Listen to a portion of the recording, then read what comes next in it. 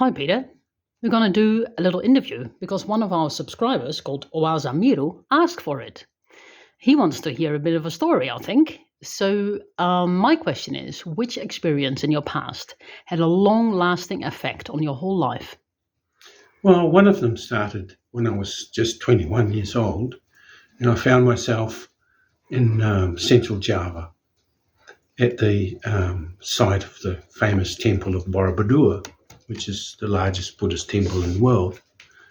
And for some reason, I decided to stay there at night. So I escaped the guards and the people trying to chase me out, and I hid on the giant temple until they went. And it just so happened it was a full moon as well. But anyway, sitting there looking over this vast landscape of this amazing temple and everything around the volcanoes in the distance, a strange thought came. And it was a very simple one. And it was, what is that which is beyond thought?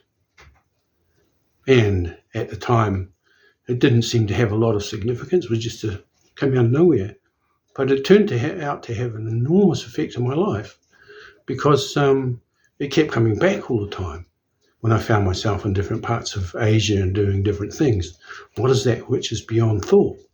And it was all connected to Buddhism, of course, because Borobudur is the Buddhist temple.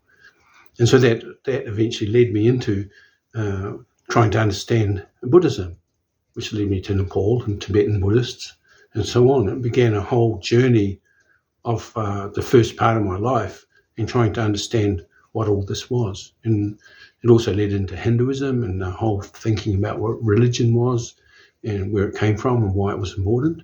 And I have to say, at this stage, I still don't know what is that which is beyond thought. I have some ideas about it, but as a direct experience, not really. So, what are your ideas about it? What is that which is beyond thought? Well, I see very clearly in the other way around is that thought is a dominant conditioned thing. It's conditioned by society and culture and experience. It's not a thing in itself. It's like silence. Silence is always there, and when the noise stops, there's silence. So what is beyond thought is always there, and when you're not thinking, you see it, and you can't say any more about it because as soon as you try to put it into words, you lose it. Hmm. Okay, so what is thought? It is the sounds that we humans make in what we call talking and communicating internalized. That's all it is. Thought is not a thing. It's only internalized sounds. Okay. From my experience, I noticed there's two types of thought. One is the like talking voice, and another one is like images. Perhaps that is the insight. Would you make that distinguishment? Not really. Thought is thought. Thought is a conditioned product. It's like a continuous dialogue that goes on, as though there is always someone there to have the dialogue with, and that's what we call self. But I think that's a construct too. Necessary construct. We wouldn't be able to communicate if we didn't use it. What we don't know is how to be without it.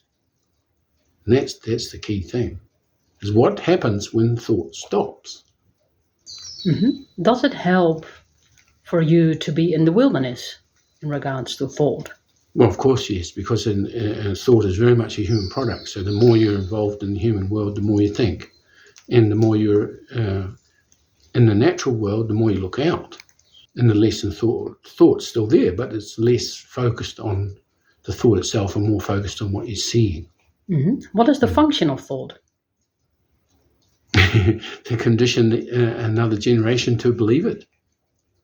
Yeah, but it's also very helpful in daily life, isn't it? It's a tool, yes.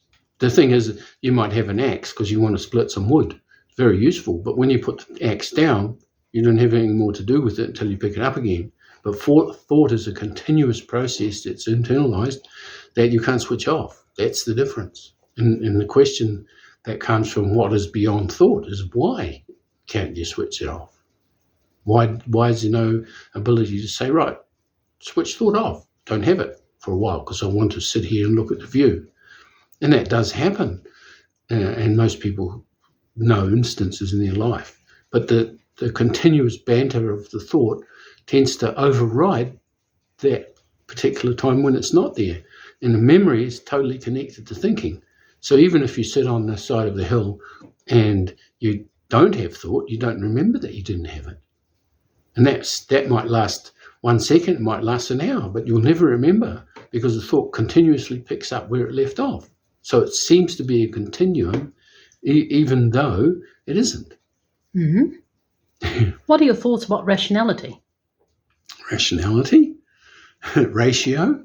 What's ratio? Ratio is only this compared to that. It's not a thing of itself either. So rationality is, again, a tool like the axe you can split wood with, but it can't cover everything because it's only relative. It's not an actual thing. And yet we've built an enormous world based on the idea that rationality actually exists. What about logic?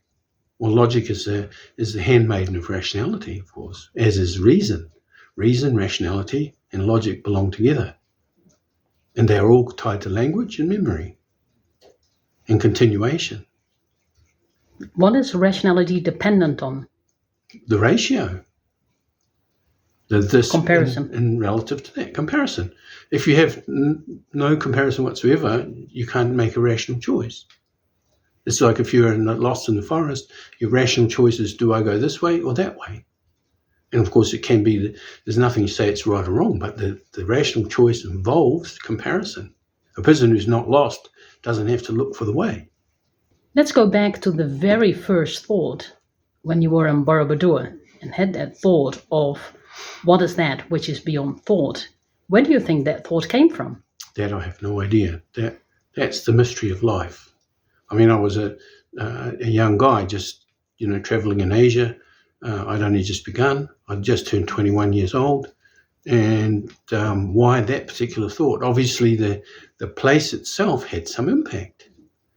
I mean, I don't know, anyone who's been to that place will see that it was an incredibly strong place. And Borobudur itself, I think, was built in the 9th century, what is that, nearly 1,500 years after the death of Buddha. And one of the things that I did think about when I was sitting on that temple was, what was the energy behind the people who spent nearly 100 years building this huge temple of a person who'd already been dead for so long? What's going on? And that's also part of the thought itself. There's an inherent mystery in there. Whether that thought would have come somewhere else, I don't know. Maybe not. Maybe it's connected to that place. Do you think a place has such an effect on the human mind that it can produce a thought? I don't see why not. I mean, that's a very common human factor, what they call sacred place. It's evident throughout the entire history, long before the theological religions evolved. Our tribal ancestors from all over the world understood perfectly well that there were some places stronger than others. And some places they'd rather be than others. Why they decided that, we probably don't know, but they did decide that there was a difference in energy in things. And this is one of my great critiques of modernism, is it's just overridden all that. So now we live in placeless environments, whereas our ancestors lived in very much place-orientated environments. Now our cityscapes and our landscapes are placeless. And that means we've got no orientation in them. We've got no sense of being a human being within a structure that we didn't make. Are you trying to say that modern humans are not connected to the place they're in? Most of them not. No, they're connected to the thought, and they're connected to the whole projection of mental energy in the future and the past and all that. They're not connected to the place, because if they were, millions of people would leave. Why would you live in a place that you had no connection with, actually? So the last question is, how can we reconnect to the place that we are in? That's a tricky question. I don't think there's a process.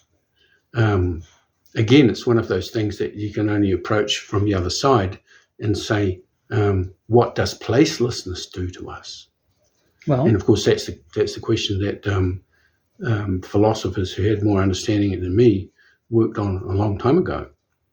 And they figured that the placelessness creates dystopia. In case it's disconnection. And the word utopia, which we all like to think is something special, in the original Greek meant not a place at all. yeah, so placeless. Placeless, yes. So perhaps the whole idea of connection to a place is we're looking at it from the wrong perspective. Do you think if people are not connected to the place, the result is destruction of the place and thereby self-destruction? Ultimately, yes, I think so. Yeah. No, I mean, I think originally a lot of human beings were quite nomadic, but they moved from the series of places to other places. Like if you look at the great nomad movements in a place like Kazakhstan, and you look into the history of that, and you see that they moved often months at a time with all their horses and everything, but they went somewhere for a reason, and they stayed there, and then they moved again. They weren't completely unaware that they were traveling for a purpose and a direction. But if you were born in one place and you live there your entire life and you never move, you don't have any concept of what that means, to find place within the greater perspective of the world. Thank you.